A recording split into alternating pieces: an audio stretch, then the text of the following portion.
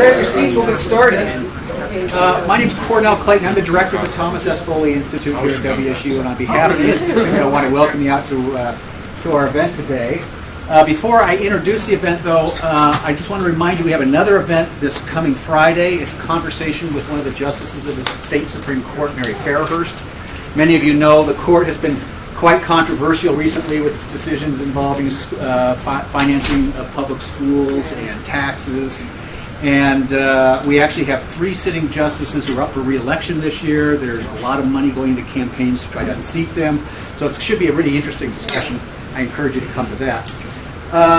Today's event, however, actually was inspired by a little presentation that Travis and I have been doing around the State for Humanities Washington. So we went out to Seattle and to Tacoma and Yakima and Spokane, and we did this talk on sort of anger and division in American politics.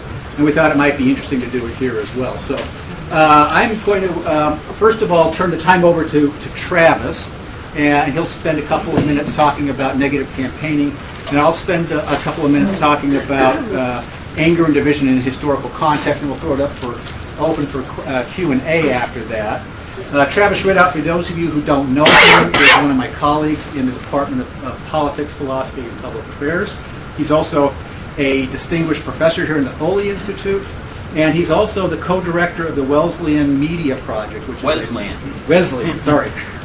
Media Project, which is a massive project which tracks all campaign advertising across the country. So, take it away, Travis. All right. Well, thank you, Cornell. And truly, those of you who know me know I love watching political ads. And so I wanted to share with you a collection of some of my political ads today, but I want to give you a choice. Okay? So I brought some very nice, positive political ads in which the candidates talk in detail about their policy positions. And I also brought a collection of some of the nastiest, most uncivil political ads that you've ever seen. Bring it on. So who wants the positive ads? Okay. And who wants the nasty ads? Okay. And I think the first, those of you who raise your hands for the first one, I think you're lying. In fact, I was lying to you. I only brought my negative. So, let me just give you a little flavor of what we've been seeing this year, because living in Washington, there haven't been TV ads on our televisions, right? And maybe we check into YouTube and watch some of them, but tomorrow I'm headed to Ohio, and I can't wait to turn on the local news and experience that barrage myself.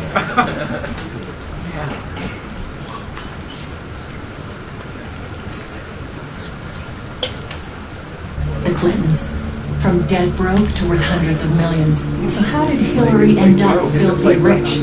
Pay to play politics. Staggering amounts of cash. Let's have a look.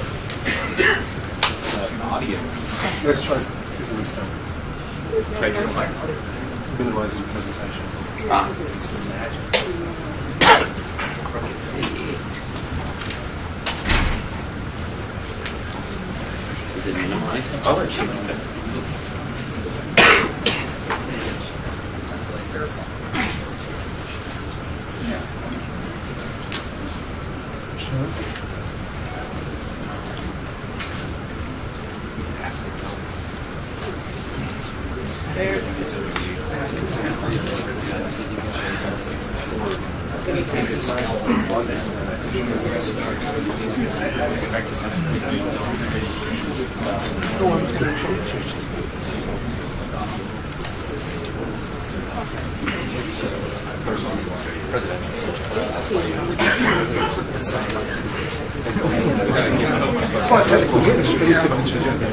Okay.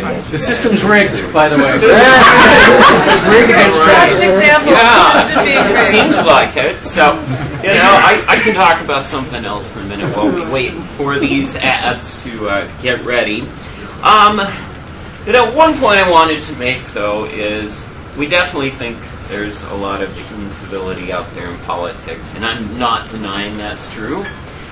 The only point I want to make is I think we think there is more nastiness and incivility than there actually is because of the news media, right?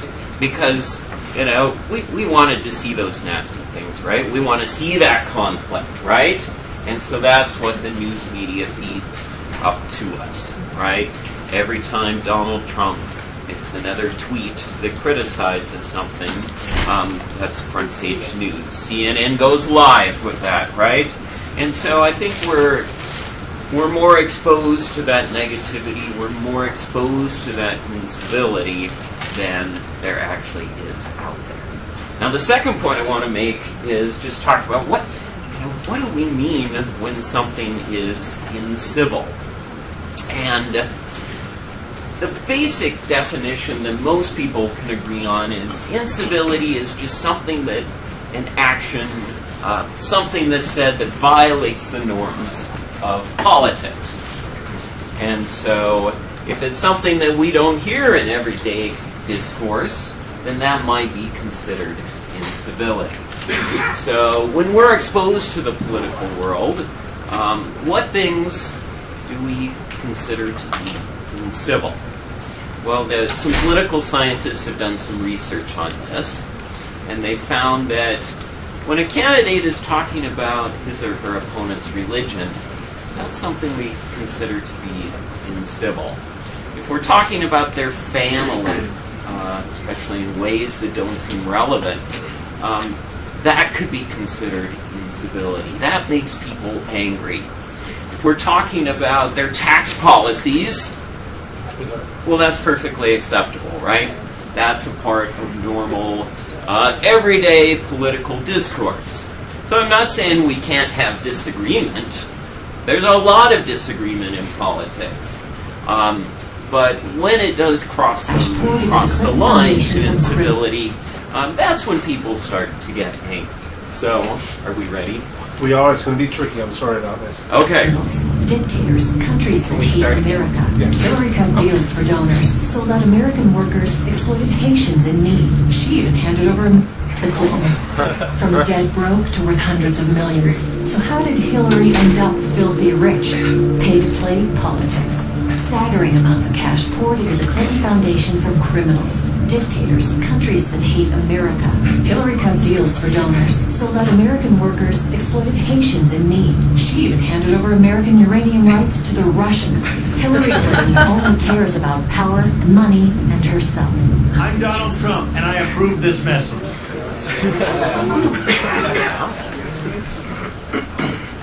All right, Richard, how do we play this? Then back to the PowerPoint. Back to PowerPoint. All right, go on to the next one. Now effects. We got to play the PowerPoint. Yes, that should work. Oh dear. Just in control. There we go. Oh, okay.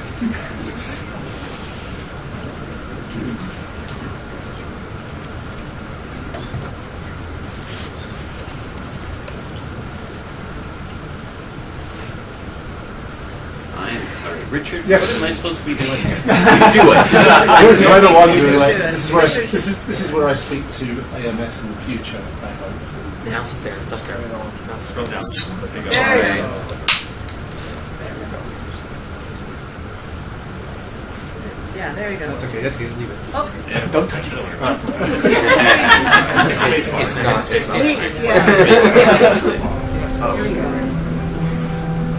What? Are you gonna cry now? You sit down. Sit down. Judy, fat boy. I'd look her right in that fat, ugly face of yours. She ate like a pig. You're so stupid. How stupid are the people of the country? I'm gonna see you in here.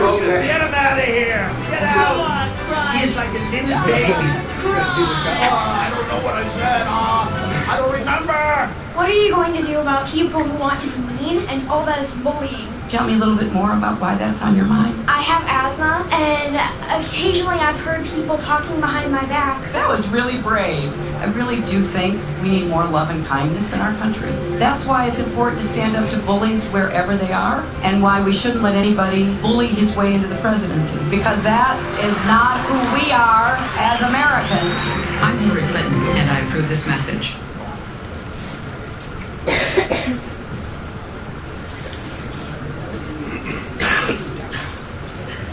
Just come and do it. Okay, we could do that. Get to that.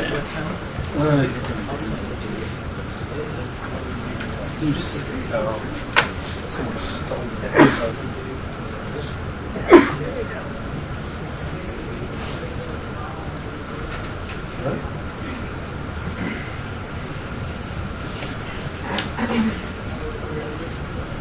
So we've had bully, right? Yes. It's a simple question.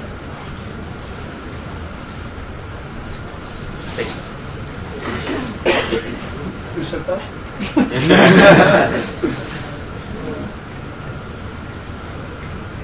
What do you list as Marco Rubio's top accomplishment that made you decide to endorse him? He's a guy who's been able to, number one, win a tough election in Florida. Can you name his top accomplishment? My feeling on Marco is someone who has tremendous potential, tremendous gifts. I guess it's hard to say their accomplishments. I mean, what you Name one thing that he's and the Republicans have been a majority for 1 year and 1 month, of which, as you know, he was running for president primarily. just one that Marco achieved. The bill that he wrote. Jeb Bush ran Florida. Donald Trump built a company. Marco Rubio finished the sentence. You can't point to him and say, well, nothing got done, and therefore he has no accomplishment. So this is a bogus argument. All I'm asking is list one accomplishment that Marco Rubio has achieved in 4 years in the United States Senate. The bottom line is, there isn't a whole lot of accomplishments, Joe, and I just don't think it's a fair question.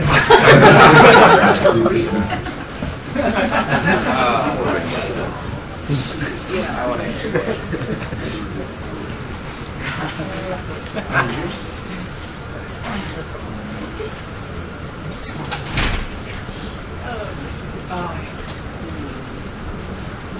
Our next president faces daunting challenges in a dangerous world. Iran promoting terrorism, North Korea threatening, ISIS on the rise, Libya and North Africa in chaos. Hillary Clinton failed every single time as Secretary of State. Now she wants to be president. The fortitude, strength, or stamina to lead in our world. She failed as Secretary of State. Don't let her fail us again. I'm Donald Trump, and I approve this message. All right, got one more for you. I know, they're...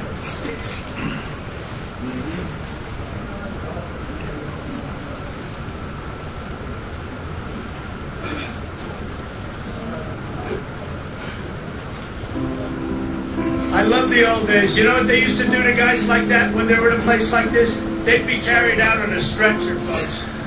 And you can tell them to go themselves. I could stand in the middle of Fifth Avenue and shoot somebody and I wouldn't lose any voters, okay? It's like incredible.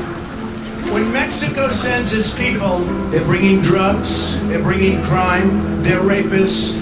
You know, you could see there was blood coming out of her eyes, blood coming out of her wherever. I see this guy. Oh, I don't know what I said. Oh, I don't remember. He's going like, I don't remember.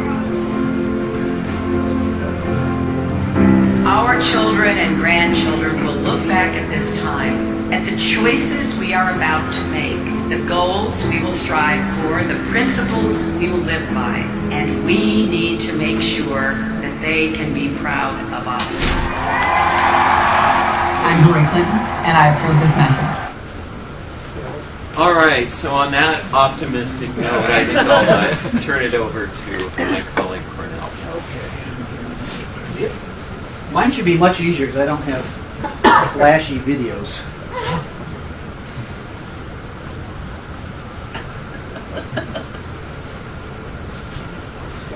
She's got a monocle. Okay, so here's what we know. We're surrounded by incivility in our politics today. From members of Congress who yell out, "You lied to the president" in his speech to a joint session, to radio talk show hosts who call young ladies sluts on the air because they disagree over health care policy, to people who show up at political rallies armed with guns and get in fistfights. Incivilities everywhere. The real question isn't whether or not there's incivility, it's whether it's really different than in the past and is it sort of a threat to our democracy. Let me just say this. As bad as the civil discourse is today, it has been worse, in fact, much worse in the past. So let me just talk about some previous periods of political incivility and division in American politics. So a lot of people mythologize about the founding period. We often talk about our founding fathers in reverential terms. We think of them as great statesmen. Certainly they could not have been uncivil to each other. And yet the election of 1800 is probably the meanest, nastiest election in all of American political history. Typical of that election were political cartoons like this one. That depicts Thomas Jefferson in the embrace of Satan, pulling down the pillars of good government. Now, by the way, that's a suggestive embrace, and that's not by accident. And you also notice there's a wine bottle down here. He was accused of being a drunkard by his political foes. I have some other political cartoons. I just don't have time to show them all to you. There's one that shows Thomas Jefferson as a cock in the hen house, and the hen has Sally Hemings' face on it. His slaves, and he's having an illicit affair. I mean, mean, ugly, nasty politics. In fact, it was so personal and so bitter that Jefferson and Adams did not speak to each other for another 20 years after the election. They were good friends during the Revolutionary War, and they became so embittered with each other they wouldn't even speak to each other after the election for 20 years. Of course, it's a period that also ends with two other towering political figures of the day, Aaron Burr and Alexander Hamilton, so enraged with each other they engage in a duel in which Alexander Hamilton shot dead. 1820s, another period of deep, deep division and anger in our politics. Andrew Jackson was often derided as sort of a country bumpkin, a simpleton. He was called Andrew Jackass or Andrew Dumbass. In fact, so often he adopted that moniker for himself. And that's why the Democratic Party is represented by the donkey to this day. The 1850s, 1860s, obviously the Civil War period, the most violent and angry time in all of American political history. The most infamous event to occur in the U.S. Congress occurred in 1856 when Preston Brooks became so enraged at a speech given by Charles Sumner against the Fugitive Slave Act. He went to the floor of the Senate and he beat Sumner unconscious with his cane. Now, Preston Brooks was not only chastised or formally reprimanded for this by Congress, he was actually lionized in the South for standing up for Southern honor. Abraham Lincoln was attacked in the most venomous ways. This was a pamphlet typical of the time. Abraham Africanus' secret life and mesmeric influence. He was suggesting he was hypnotizing people to feel sorry for the slaves. He was attacked not only in the South, he was attacked by the Copperhead Press in the North. I had an editorial from a Wisconsin newspaper that suggests, in fact, that if you vote for Lincoln, you're voting for a traitor, and then it suggests that if he is elected, that he should be assassinated. And of course, Abraham Lincoln was assassinated. 1890s, late 80s and 1890s. This is a period that American political historians often call the period of no decision. That's because our politics was so closely divided during that time. Control of Congress and the presidency alternated back and forth between the two parties. There was no dominant party. It's a period that begins with things like the Haymarket riot, where 6 protesters are killed, peacefully protesting by a private militia that was brought in to break up the strikes. It culminates with the 2 elections in the 1890s between William Jennings Bryan and William McKinley. Bryan was often depicted as a religious fanatic and a crazy fanatic. William McKinley, on the other hand, was often depicted as a stooge of corporate power. Again, a period that ends in political violence. William McKinley is assassinated after he's reelected in 1900 by a steel worker who blamed the Republican Party for the loss of his job. In the 1930s, Franklin Roosevelt was called every name under the book. He was called a fascist, a communist, a Marxist, a socialist, a dictator. Of course, this was a period that today's bombastic talk show hosts had their forerunner, Father Charles Coughlin. Father Charles Coughlin had a weekly radio broadcast in which he would often inveigh against the president, oftentimes using anti-Semitic slurs, calling him a traitor to the country, a liar, a double-crosser, etc. And many in this room, not you young people, but some of us older people, remember the 1960s, a period that begins, in fact, with the violence and the incivility shown peaceful protesters in the South over civil rights. It culminates with violent anti-war protests on university campuses like Kent State, where protesters are shot by a National Guardsman. It's a period where political parties are militarized, like the Black Panther Party. And of course, three of our towering political figures of the 20th century, John Kennedy, Robert Kennedy, Martin Luther King, all assassinated. So, less civil today? Certainly not. But these really aren't typical periods either in American political history. Each of these periods I just discussed are periods that are often associated with what political scientists call critical election periods. These are periods where you have sort of tectonic shifts in American party politics. Oftentimes new parties emerge, like the Jacksonian Democratic Party in the 1820s, the Republican Party in the 1860s, or existing parties fundamentally transform and reform themselves, like the New Deal Democratic Party did in the 1930s, or the New Right Republican Party did beginning in the 1960s. So, these are also oftentimes periods that are associated with mass social movements and struggles to enfranchise new Americans. So people who did not hold property in the 1820s, women's suffragette, obviously the newly freed slaves in the Civil War period, the women's suffragettes around the turn of the century, and then of course the 1960s, the modern civil rights movement is really about including women and minorities more fully in American public life. So all of these are periods where they're marked by very, very deep divisions in American politics. We're so deeply divided that we're contesting the very terms of American citizenship and what it means to be an American during these periods. So that brings me then to today. How are we divided? Because I'm going to make the argument that we are similarly divided today as we've been in some of these previous periods. And it's important to understand how we're divided. So here's what's clear. What is most clear is that our political elites are more polarized today than they have been in over a century. In fact, in any period since we've had these two particular political parties, the Democrats and the Republicans. And you're going to ask me, how do I know that?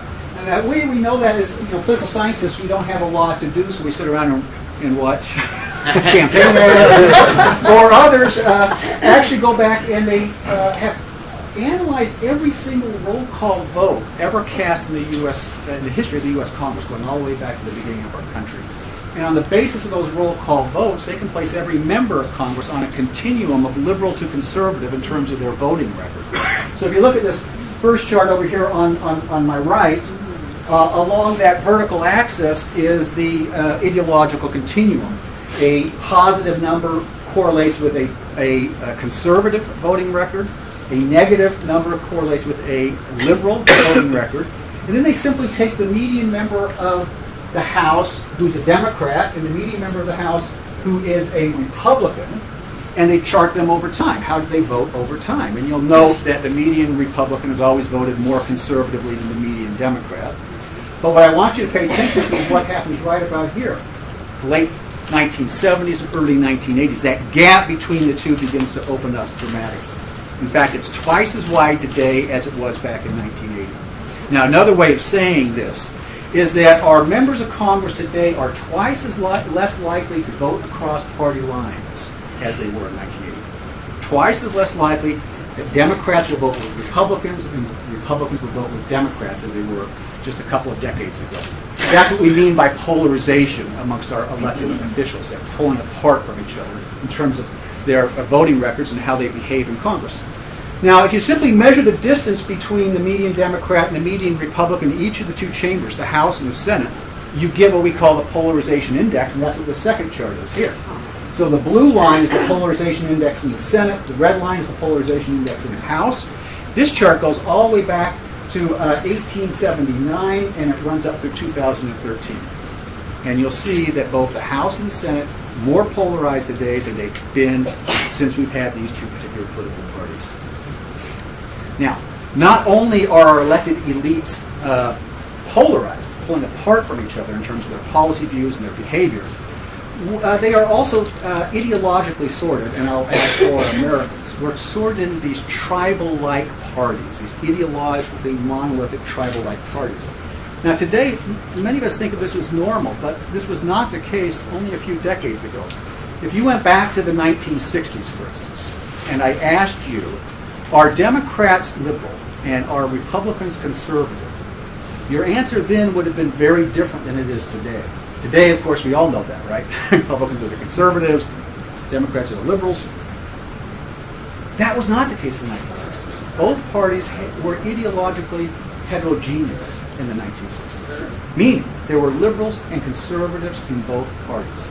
So the more liberal Democratic Party, certainly there were a lot of liberals there, found primarily in the Northeast, but there was a large component to the Democratic Party back then in the South. We called them Dixiecrats or Southern Democrats, and these Democrats were extremely conservative in their attitudes and their voting behavior, and oftentimes much more conservative than many Republicans. And the exact same thing on the Republican side. There were a lot of conservative Republicans. We found them primarily out west here, people like Barry Goldwater and Ronald Reagan, but there was also a very large part of the Republican Party that was extremely liberal. We called them the Rockefeller Republicans. They were found primarily in the Northeast. So this is that same data, the voting record data in Congress, just to raise it in a different form. These are density bar charts. And each of those columns there represents how many members of the House of Representatives would fall along a particular ideological point in terms of their voting record. So again, now the ideological continuum is on the horizontal rather than the vertical axis. So a positive score is a conservative voting record, a negative score is a liberal voting record, and each of those charts shows you roughly how many members in the House of Representatives would fall along that point. So here there's about 40 members. Now, the blue columns there are Democrats, the red columns are Republican members of the House. That first chart is the 87th House of Representatives back in 1961 to 1962. The second chart is the 112th Congress, the last completed Congress from 2011 to 2013. Now, I want you to note a couple of things about these two charts. The first thing to note is both parties are pulling away from the center. That's what we mean by polarization. They're both moving towards the extremes or the poles rather than towards the center. Republicans have moved quite a bit further than Democrats. We call that asymmetrical polarization. That's less important for my purposes right now than to note two other things about these charts. One is the base of both parties has narrowed. They're not as broad as they used to be. And all this tells us is that the members of the two parties have become more ideologically alike. So you have much less diversity ideologically within both parties than we had back in the 1960s. But most important for my purposes right now is I want you to focus on this center part. Those overlapping columns back in the 1960s, those were Republican members, those red columns there were Republican members who voted more liberally than Democrats. And the blue columns there are Democrats who voted more conservatively than Republicans. Those were the Dixiecrats and the Rockefeller Republicans. That's what we have today. Zero overlap. In other words, there's not a single Democrat in the House today who votes more conservatively than any of the Republicans. And not a single Republican in the House today who votes more liberally than any of the Democrats. Complete ideological separation or sorting of the parties. We've sorted ourselves into these tribal-like ideological teams. Now, why is this so important? And this is simply shows you this is not just amongst our elected elites, this is also amongst the general public. So it's simply a correlation between whether Americans self-identify as Democrats or Republicans and whether they self-identify as conservatives or liberals. And you'll note if you went back to the early 1970s, that correlation was very weak. It was about 0.3. It didn't explain very much the variance. Today, that correlation is about 0.75. It's extremely strong. It explains most of the variance. In fact, if all I know about you today is whether you're a Democrat or a Republican, I can predict pretty clearly how you're going to vote and think about all sorts of policy questions. Now, why is that so important? Because once we sort ourselves out into these tribal-like camps, these ideologically sorted teams, if you will, it has an impact on how we feel about each other. And political scientists call this affective polarization. So, this is data from the National Election Survey, which is the oldest, largest survey of American political attitudes. It's run out of the University of Michigan. And they ask a series of questions every year. They call them thermometer questions on a scale of 0 to 100, with 0 being very negative, 100 being very positive. How do you feel about blank? And then they put different things in that blank. And they could be, how do you feel about Republicans in Congress, or how do you feel about President Obama, or how do you feel about the leaders of Iran, or how do you feel about members of your immediate family, or how do you feel about cockroaches? That was actually a question they asked once as a test question. This is how Americans feel about partisanship. So the top two lines is how Americans feel about their own party. How do Democrats feel about the Democratic Party? How do Republicans feel about the Republican Party?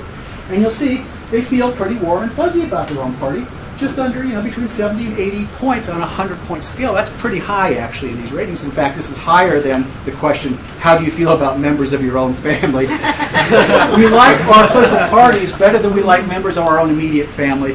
And in some ways that makes sense because we don't get to choose who's in our immediate family oftentimes, right? We get to choose our political party. Bottom line is, how do Americans feel about the other party?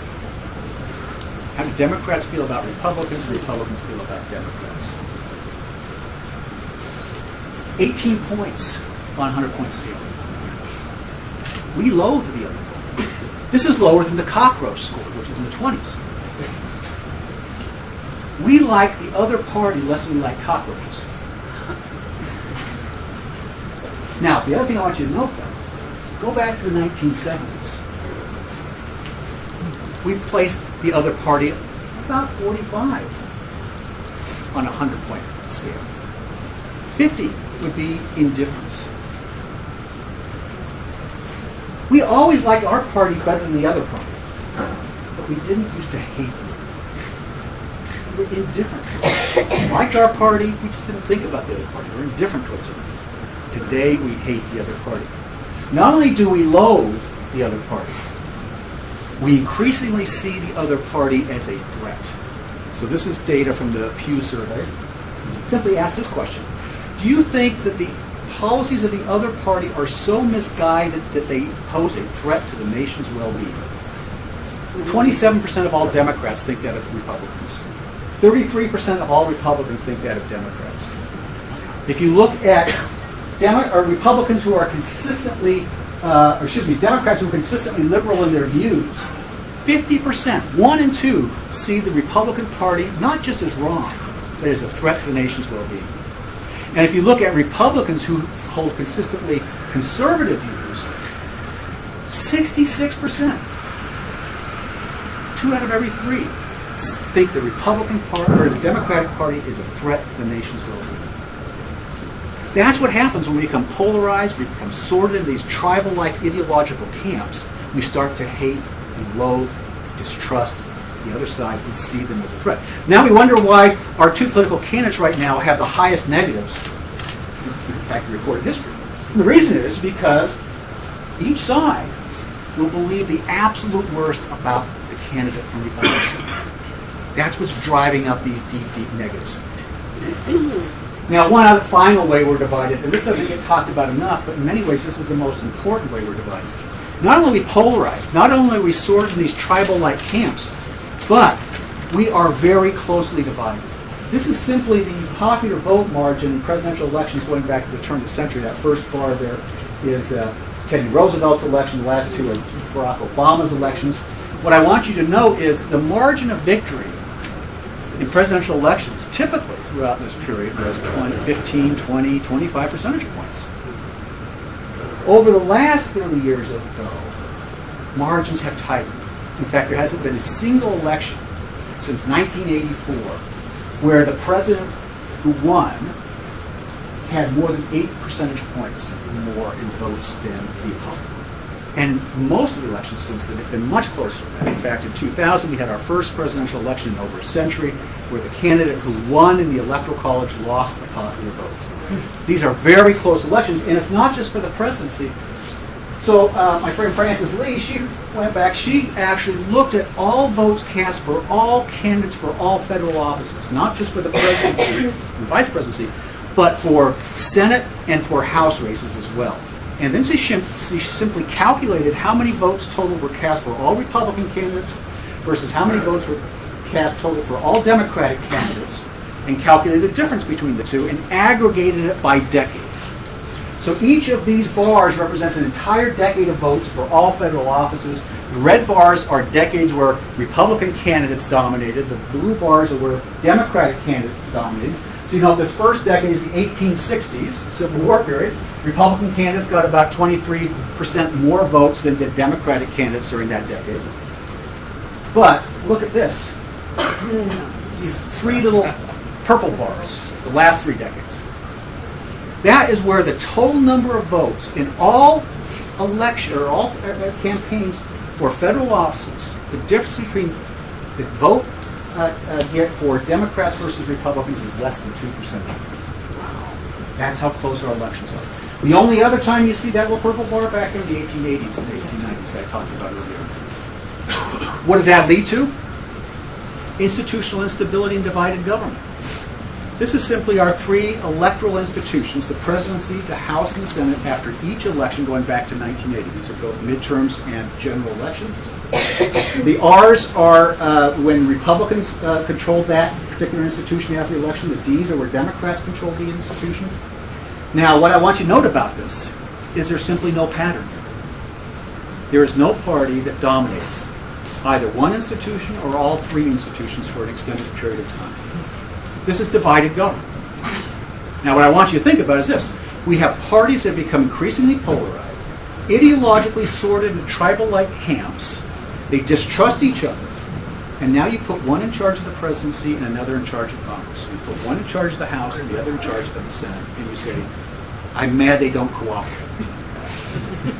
It is not going to happen. And this is what frustrates Americans more than anything else. It's not necessarily that we are polarized, ideologically sorted into coherent ideological parties. In fact, in many ways, that's good for democracy.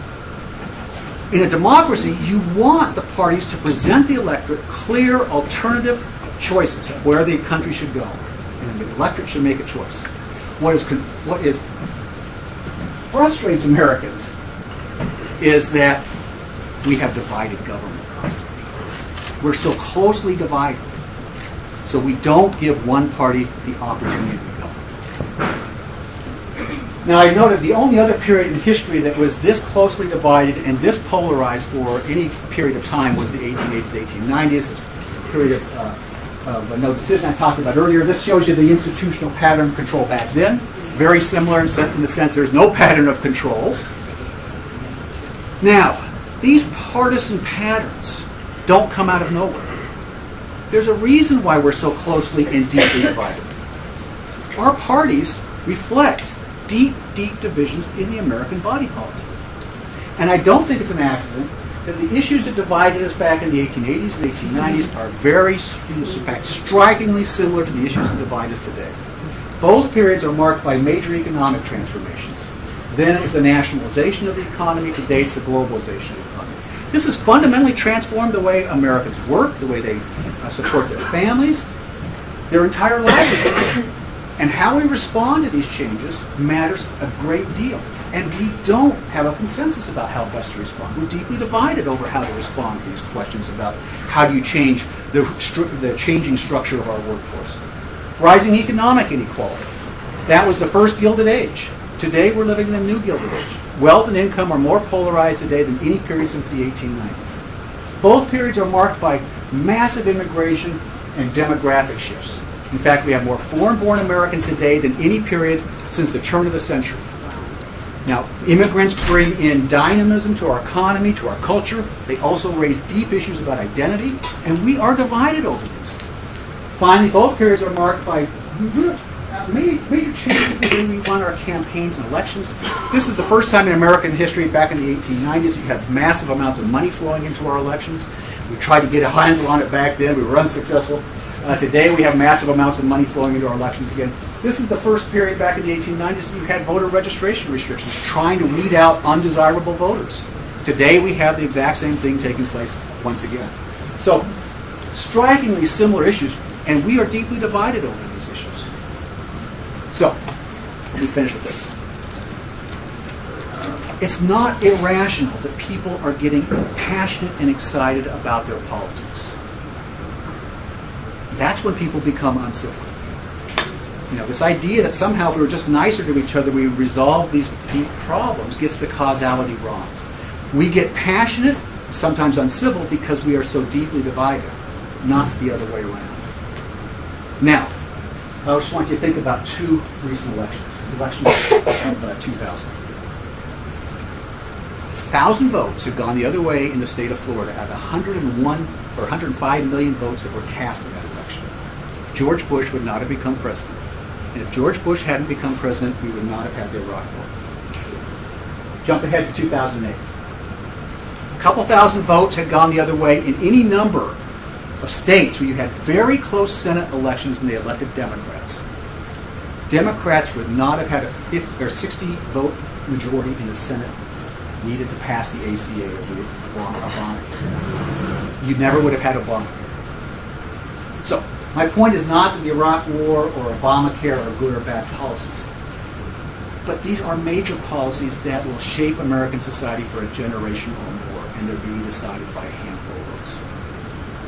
That's why people are passionate. That's why they get angry. That's why they get fearful when they see their side might lose. So, I will stop there, and I think we've got some time for Q&A, discussion.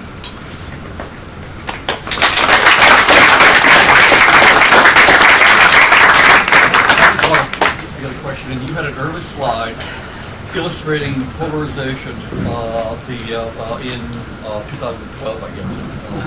And one of the things it showed, and I want to really ask you about this specifically, is in fact the Republican Party had moved further than the Democratic Party. Right. That is, in some sense, when almost everything you've said has emphasized that the polarization is both sides, and in fact, while there's a narrowing, it does strike me that when you move, and that's the question, how much is the causality of Tea Party politics, of Koch brothers, of the movement of the Republican Party to the right, in fact, generated a fair amount of the problems that you illustrate here?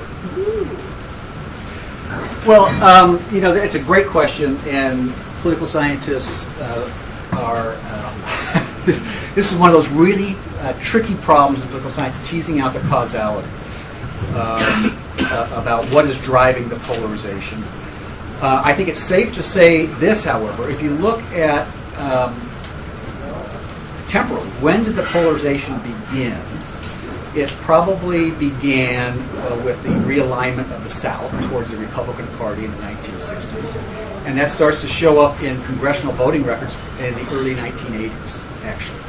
And so you see the Republican Party move substantially to the right. And in response to that, Democrats start to target liberal Republicans in the Northeast in particular. And they take them out.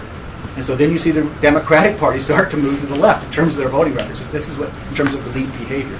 So that's probably what's driving elite behavior was, there was a realignment of the South that made the Republican Party much more conservative in Congress than it was before. Democrats respond by taking out, the moderate Republicans and moving themselves somewhat to the left. So I don't know if that helps. I'm going to ask if you think, watching this, the different parties seem to be aligning themselves between emotional bases and fact-based bases. As in, you have a electorate that seems to feel like this is a problem because I'm being told and I feel like this is a problem versus this really isn't a problem. The facts don't back that up. And that seems to be moving the two sides further apart instead of both sides saying, okay, this is the facts, this is where we're going. One side seems to be using emotional. I'll let Travis talk about it. Yeah, well, we don't care about facts anymore. I mean, there's a lot of that, but a lot of persuasion in politics is designed to catch you on an emotional level, right? Well, how many political ads do you see where they go down through the logical argument why you should support a policy? About zero, right? They're all building that emotion. Isn't that like you could correlate that back to a lack of education for one base versus more educated for the other base? I don't think so. I think the psychologists would say emotion, the use of emotion in decision making can be very rational, and very intelligent people can use emotions in their decision making as well. try to find out if I have this slide or not. Now I'm off. Richard, can you get my presentation back up? I know where Rich's went. He doesn't want to listen to me anyways.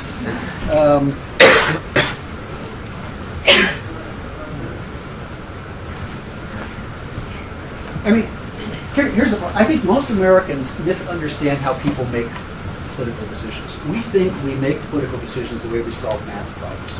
We sit down, we look at all the facts to support one side, look at the facts to support the other side, and we make a rational decision. That is not how Americans make political choices at all. So let me ask you this. How many of you have a view about whether global warming is man-made? I'm not going to ask you what your view is, just how many have a view about that, have a position on it? Okay. Now, I'm not going to ask you to show your hands. How many of you have read geoscience papers or atmospheric science papers, or even have the expertise to understand what they mean? I try to read some of them. It's like reading a foreign language, right? So how did we come to those positions? We came to those positions when we come to most of our positions in politics, through our identity. We believe the people on our team. We believe that the people, what they say. So this is just like the Huskies and the Cougars. They could be sitting there in a stadium watching the exact same play on the field. And yet one side will think there was a foul, the other side will say, no, there isn't, and they're absolutely certain about it. They're looking at the exact same evidence. But wouldn't you want to take the evidence that the leaders of the field provide versus your emotional evidence that you got? Who are the leaders of the field? Scientists, right? When you're talking about global warming, 90% of scientists Yeah, say IFPC. it's man-made. And so if I point to my 5 scientists who say, no, there's no man-made evidence, well, sure. what's your response to that? Cornell, the IFPC came out, 50,000 scientists. Through the I'm not arguing. I am simply saying that's not a good argument. I am simply saying how people come to their views on this has nothing to do with the objective evidence. It has everything to do with your identity. We evaluate the evidence through our social identities, and it's not just on global warming; it's on everything. And everyone does that. Not just dumb people or uninformed people. Everyone does that. So you mentioned early on about the critical elections or the realignment periods that seem to take place every 30, 40, 50 years since the 1820s at least. I was wondering if either of you had any sense if we're currently in that kind of period now, because the last one that we can really point to is the Southern realignment of the 60s. Are we due for one? Do we see trends in at least one of the parties that kind of point to a real shakeup that will change how future elections are going to be held going forward? Do you have any opinion on that? Well, I'm quite skeptical of the whole genre of works on critical realignments, and Mayhew's piece, I think, is quite damning that they actually occur, and it depends on how you measure them, and I can find predictions for the past 30 years that this election is going to be a realigning election, so I just think it's silly. Now I want to hear what Cornell I believe it. It's my social identity. I mean, look, clearly what you can do is historically, it's just a historical fact. You can go back and say there are periods when parties fundamentally shape themselves differently than they were before, or new parties emerge, old parties went away. So whether we call them critical elections, whether we call them secular realignments, I don't really care. The mechanism for how that change takes place is less interesting to me than the fact that changes take place. So oftentimes people, I do a longer presentation on this, and oftentimes people ask me at the end, how does this end? How does our polarization end? And I say, I don't have a crystal ball. But I can tell you how it's always ended in the past. How it's always ended in the past is one party becomes either so extreme in its views or so divided in its views it can no longer elect people to office. Parties exist for one reason and one reason alone. That's to elect officials. Once they stop being able to do that, those parties go away and new parties replace them, or they have to fundamentally transform themselves. So that's what I'm looking for. is there something happening in the two parties right now that's going to make it so that they are not competitive in national elections in a structural way? My sense is that there's definitely something taking place within the Republican Party. It is deeply divided. It has nothing to do with Donald Trump. He took over that party because they were so deeply divided. They could not coalesce behind either of the alternatives, either the establishment sort of Chamber of Commerce wing of the party or the Tea Party wing of the party. And so he could come and take advantage of that. That division is going to exist right after the election, whether it doesn't matter what happens to Donald Trump. In fact, it's already started. Now, I want you to think about this. John Boehner, sitting Speaker of the House of Representatives, he is deposed by his own party, not because there was a scandal, but on ideological grounds. Because an ideological divide within the party, that's how deep it is. This is unprecedented in American history, to depose a sitting speaker on ideological grounds as opposed for a scandal or misbehavior or something like that. There's already a chorus right now to get rid of Paul Ryan. They're conservative enough for them? Exactly. The Tea Party, or the Freedom Caucus, they call themselves now, led by Raul Labrador and others, are already saying they don't think they're going to support Paul Ryan. But if they put another less conservative person in with just the Chamber of Commerce side of the electorate, say the same thing, because they're not splitting. One side has a massive gain, they're pretty much down the middle. There's still plenty of conservative Republicans that are more in the business side of conservative versus more of the... Well, I mean, here's the interesting thing. Paul Ryan's biggest concern is not going to be Democrats. His biggest concern in the next Congress is going to be the Tea Party wing of his own party. They're the ones who will remove him from power. So when you have a party that's that deeply divided... Now, by the way, let me say this. There's polarization between the parties. We talked about that. But there's also polarization within the parties, and both of them are experiencing this. The Republicans more than the Democrats. Democrats also have a schism between, the Bernie Sanders wing and the establishment wing. So I think what is clear is there's a cross-cutting cleavage in our politics right now, and if you can define it sort of different ways. But it's certainly sort of a populist nationalism, a blue-collar populist nationalism. And that is what Bernie Sanders represented on the liberal side, and that is what, to some extent, Trump is tapping into on the conservative side.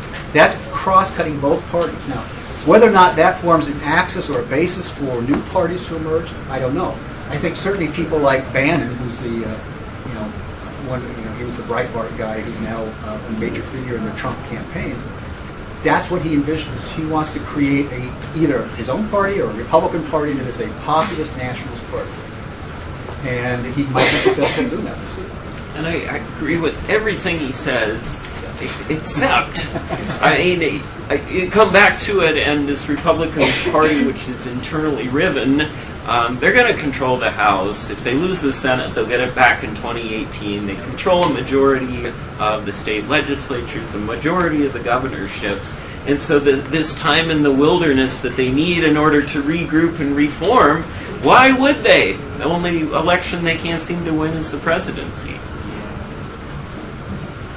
Cornell, you looked at the Democrats and Republicans, but there's a big hole of non-voters.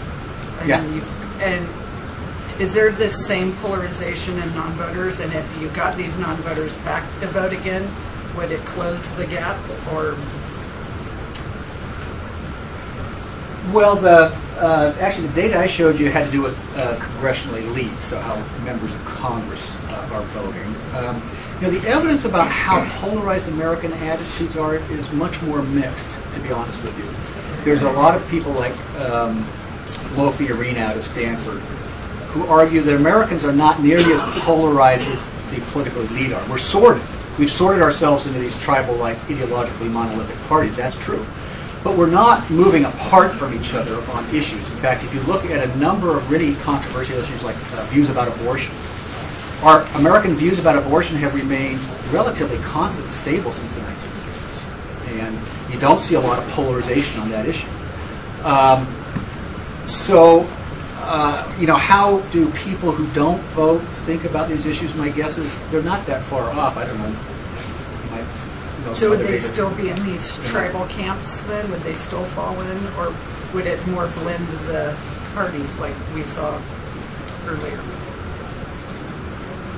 Well, again, my view is that once you get sorted into ideologically monolithic parties, and that also starts to overlap a number of other lifestyle issues. So we know, for instance, increasingly, Democrats are also located heavily in urban areas, for instance, whereas Republicans tend to be more located in some rural areas. And there's a number of other sort of lifestyle choices that start to tag onto these. That forms a very powerful social identity. And it's very, very hard to think outside those social identities. And I think that's going to be true of people who are voting and people who are not voting. And there's a very closely related question, which is just how many people don't have an attachment to either political party at all. And it's actually a pretty small percentage, maybe 10, 15% of the American population don't identify with either political party. So the two political parties are deeply and closely divided. So what is your take on the supermajority requirement, like filibuster? Is it like saving American democracy, or is it problematic in the sense that it is causing gridlock and unproductive Congress?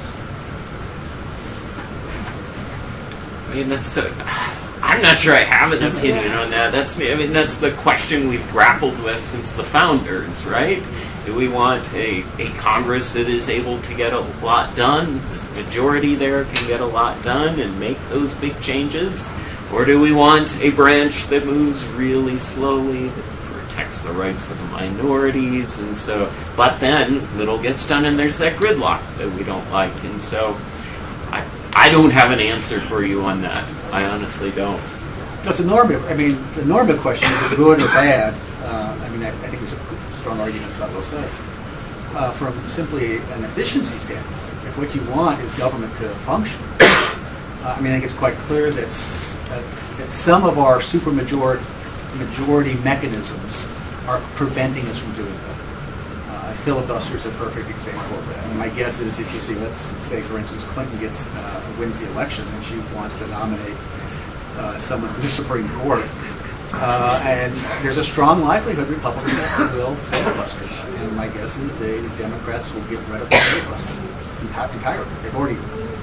They've already narrowed it, but they will probably get rid of it entirely. Now, is that a good thing or a bad thing from the standpoint of democracy? I don't know. Amy? I wanted to go back to Travis's argument about it's the media in terms of the incivility, because obviously we've been talking in the context of this election how we've hit a new low with the tone that for a large part Trump is kind of put in the level of just incivility, and we can almost see it in the ads you showed, which is Clinton's ads were not so as bad as in some ways as Trump's ad. And Samantha Bee, there's a Samantha Bee theory, I love Samantha Bee, is that she kind of does blame the media, but for evening them up. That is, Trump does all this problems, he's super corrupt, this guy, he's being taken to court, blah, blah, blah. And then Hillary, the emails, they're on the same level. But I was wondering, how much is the media, because it does seem like there's something really uncivil in this election and Trump is bringing it forward. And so I don't see how the media explain. I think the factor here is the Trump factor. So I was wondering if you could flesh that out, because you kind of tossed that out there. Right. I think there are a lot of factors going on. One, I think it's fair to say that Trump is violating a lot of norms of politics that we haven't seen violated by presidential candidates in the past. And if you consider that incivility, then yes, he has been particularly uncivil.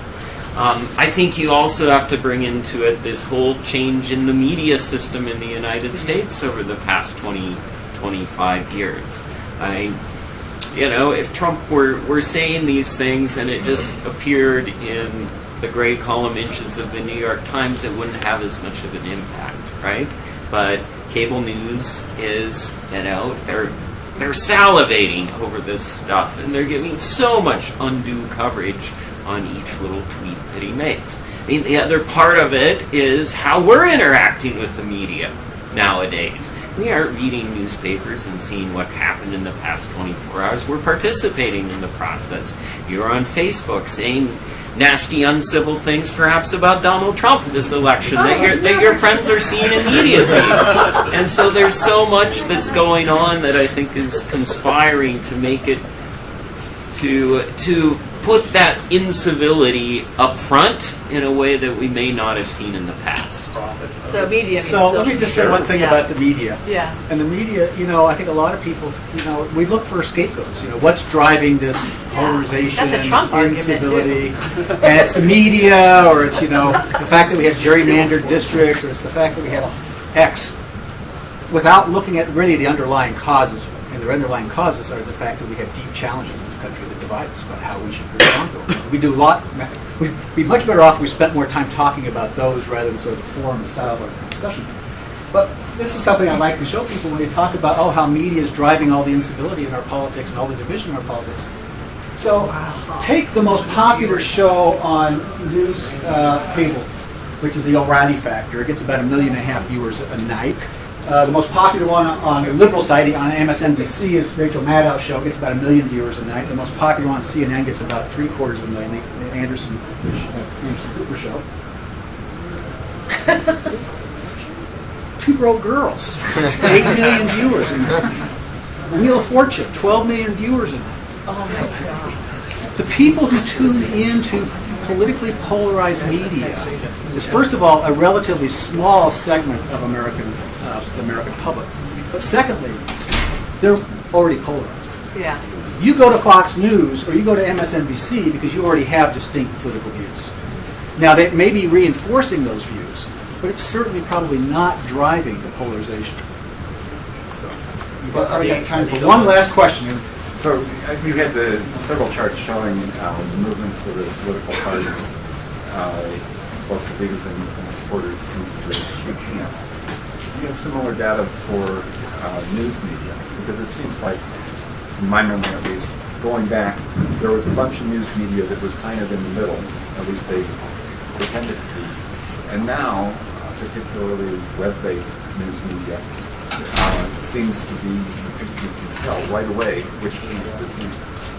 I mean, if we go way, way back, and then we've got the partisan media of the late 1800s and the early 1900s, but then the 1920s, they professionalized, they tried to be objective, and that lasted, really till the 1980s when you had the rise of talk radio, the rise of Fox News in the 1990s, and so kind of that more in-your-face, blatantly partisan media, at least in the United States, is something that's about 20 years old. Okay, one last question. We gotta go. Really quick, is there like a correlation that you guys have seen between what types of media is involved and like who votes based off of that? Like, are people who watch the O'Reilly Factor and the Anderson Cooper show more likely to be voters for those parties, or just voting at all, rather than like college students who engage in social media all the time? You know what I'm asking? Does that make sense? I think so, and I think this is one of those chicken and egg questions too, because I'm interested in politics, I'm more likely to watch Anderson Cooper, but I'm also more likely to go out and vote. Does, I guess, your interaction with, say, newspapers versus social media versus, how you get your news, does that influence whether you vote or not? Again, we don't think so. We just think certain types of people with certain interests are more likely to use certain news sources. Okay, well, I'm afraid our time is up. Let me, before I thank you all for coming, I just want to remind you, on Friday we have Mary Fairhurst, who's a justice on the state Supreme Court, coming to do a title of a conversation with Justice Fairhurst. That's at noon, same time, same place, same bat channel, same pizza, maybe new pizza. But now let me thank you all for coming out and spending your afternoon with us. Thanks, Jeff.